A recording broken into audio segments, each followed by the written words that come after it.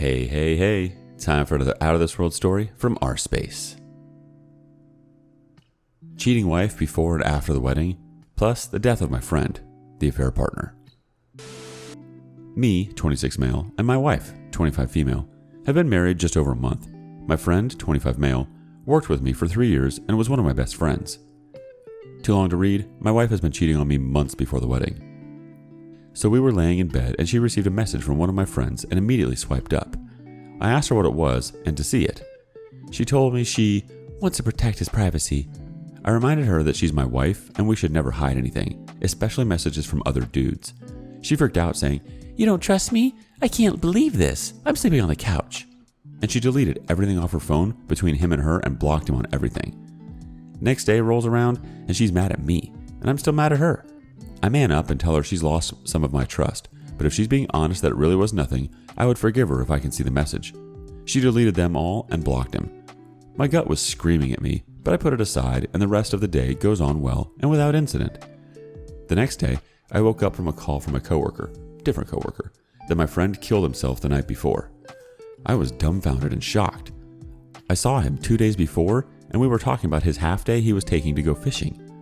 I could tell that my wife was taking it hard too, and I thought it was odd because she's only met him 3 or 4 times and didn't talk much about it with her.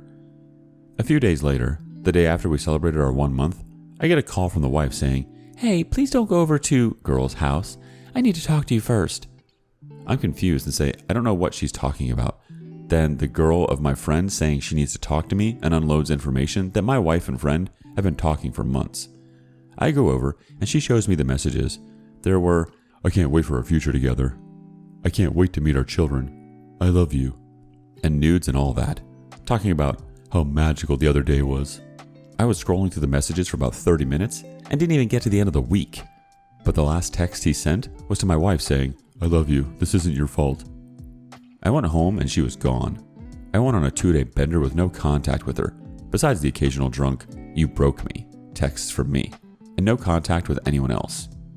I call my family, tell them what happened. They are worried about me, understandable, and they just keep asking if I have my guns in the house and all that. I reassure them that I'm not a danger to myself and just need a few days to decompress. They put me in contact with their lawyer, and close to 6 hours of talking to him, I decided to file for divorce.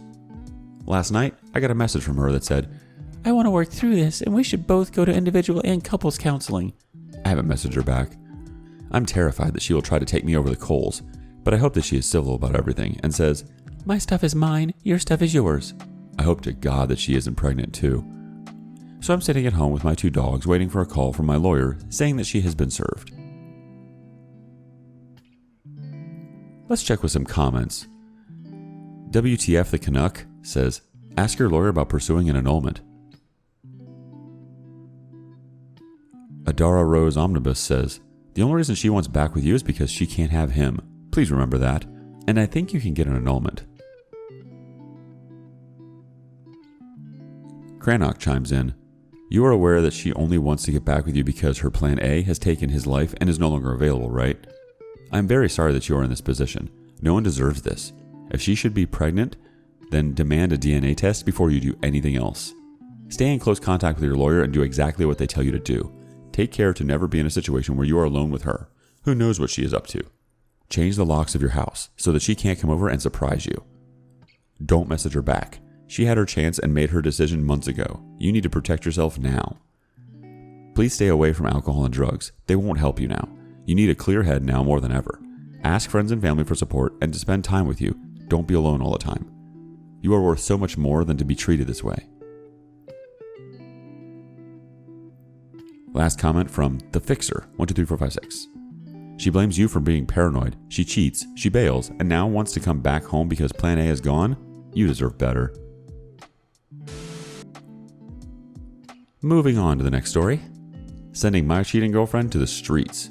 Did I make the right choice?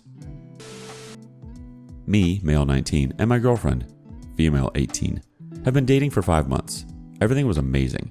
I loved her and I thought she loved me. She was my first, but I've seen a lot of toxic relationships from my mother over the years.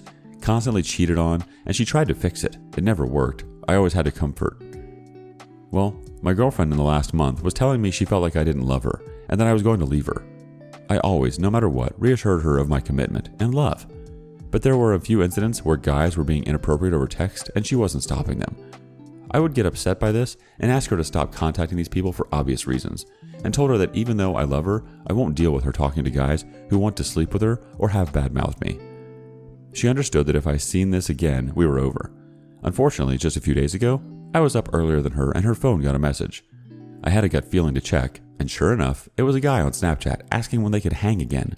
I ignored this and scrolled up a bit to see that not only have they hung out before without my knowledge, but she was referring to me as her roommate. I was so crushed, as I thought things would get better.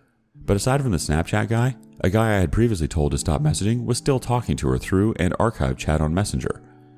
I woke her up and told her we were done and that she needed to be out by the end of the day. I left the room to her and walked away. She was sobbing and I felt like a terrible person, but the feeling of betrayal was also prominent. She told me she only talked to Snapchat guy for nicotine pods, and the Messenger guy was a family friend from work they kept in mind was constantly making remarks about her body. I won't lie, I'm devastated and I want her back so bad, but I just can't shake the feeling that I need to let go. Thoughts? Want some thoughts? We got some thoughts. No Boysenberry 6440 says, she was referring to me as her roommate. You are not her boyfriend, and she treats you like that. Find someone who will care about you. I know it hurts, but in a few months, you'll be happy you didn't take her back. Honey Malone has a thought. The only reason I would call my boyfriend something else that implies we have a merely platonic relationship, such as a friend or roommate, is to hide the fact that, well, he's my boyfriend. Now, why would I do that to a guy that's overtly flirting with me? Exactly. To insinuate that things are allowed to happen between us, or at least continue leading him on. Obviously, if there's no reason to bring up my relationship status, I wouldn't just randomly shove it in people's faces that I'm dating someone. However, in cases like this where I would want someone to stop pursuing anything with me, I 1000% would. This would be my thought process. Hopefully this demonstrates that the decision you made, in my opinion, was the right one. You deserve someone that respects you and is happy to show off the fact that you are their boyfriend. Good luck in healing quickly and finding someone better. Cut Representative 377 has the last comment for us. Man, I empathize with your situation, but I have to tell you not to go down that road. If she truly cared about you, she would not be in contact with those people on Snapchat. People with low self-esteem like her will always make up excuses to justify their cheating. Her saying the other was a family friend is a cliche excuse of someone she is already cheating with. She will keep on talking to these people and cheating with them to make herself feel like she is worth something. Alright, on to the next story. Do I tell his wife?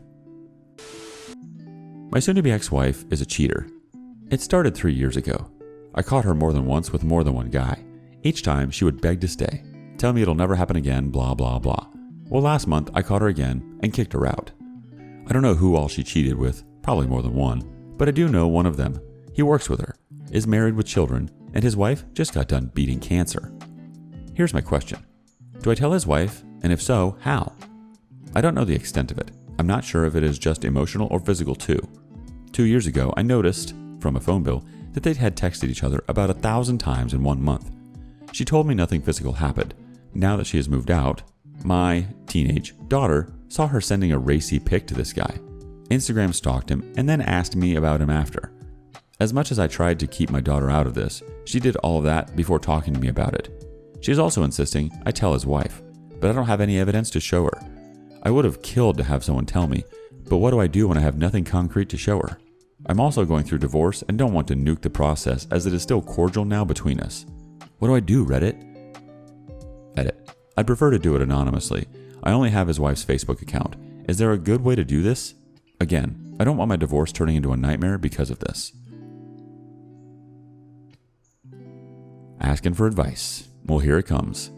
Fine Cannabis Grower says, as you know too well, cheating is abuse. His wife is being abused and having her health endangered without knowing. Give her the knowledge she needs. Even if you can't provide the evidence she might want, odds are she already has a feeling. Gorilla Grip Girl Parts 3000 says, you don't need hard evidence. A lot of times nobody ever gets anything irrefutable and concrete, but it's still enough. Only good can come of outing cheaters. There may be fallout, but it's a net good, always. Mr. Niz says, do yourself a huge favor and wait. Wait until the ink is dry on the divorce agreement. Once that is finalized and there is no risk of it becoming acrimonious, then you tell the wife. She will be angry you didn't tell her sooner. Tell her you were in the midst of a divorce and didn't want to fuel your soon-to-be ex-wife's retaliation. Tell her you've observed this behavior, multiple texts, sexting, stalking. It's not proof of anything in itself, but given that your soon-to-be ex-wife has committed adultery several times, it is not something to just dismiss as nothing either. Be courteous. You definitely owe her some consideration for humanity's sake, but you also have to take care of your own issues and family first, if at all possible. Don't do anything to sabotage that now that the finish line is in sight. And lastly, from Hasterlanus, the factors are irrelevant. You are in that position already. If someone knew about your wife's infidelity, wouldn't you want them to tell you? There is no real question of it being the right or wrong thing to do. Try to get evidence. If you can't tell her in the most direct way you possibly can, give her a phone call. Or if you know the place she works, give them a call and ask if you can speak to her.